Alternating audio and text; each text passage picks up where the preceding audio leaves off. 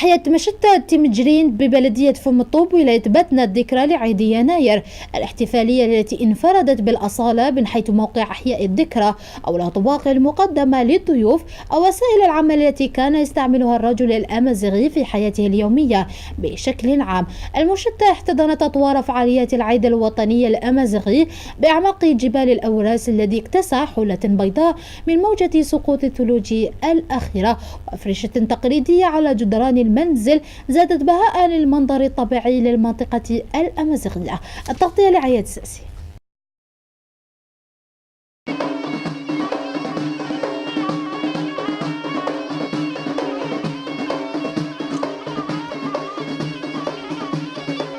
هذه راهي فيها منطقة تاريخية، فيها منطقة تاريخية سياحية كما هنا إشقان، منطقة إشقان نوميديين راهي فيها فيها التاريخ كبير وكبير على كل حال، والناس اللي راهم هنا هم شافوه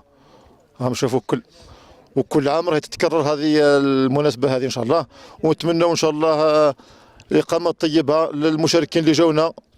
اليوم دخلت فيه شوية نوع من الرسمية، فهمت، راح فقد هذيك الحيوية نتاعو، لكن نحن لهنا نعيشوا في تيمريجين في منطقة اللي تحمل متحف طبيعي يمثل حياة الناس، حياة الأجداد والآباء في ذلك الوقت.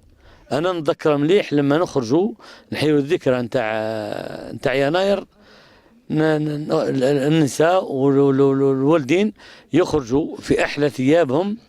نتمنى إن شاء الله الخير للوطن وللجزائر إن شاء الله، وإن شاء الله نعرفوا بعد دخول هذه السنة الجديدة إن شاء الله نعرفوا أشياء تكون مليحة في الوطن إن شاء الله وتزدهر ونمشي للأمام إن شاء الله، وبارك الله فيكم. خشوخ نتقاش خشوخ هذا تشاذين ونروح هاد نايم هذني الحشيش في موني جديدن هذا نخلط واني سكسنا مشري سقومان ديني جديدن واني جا مشري وان نهضر نشني الدريث ناخذ الجار نغو كل نجمل انتت وربغنا هنا هذا عشويت ان غرس واني جا بربوش سوش سوم ان سعد شاق.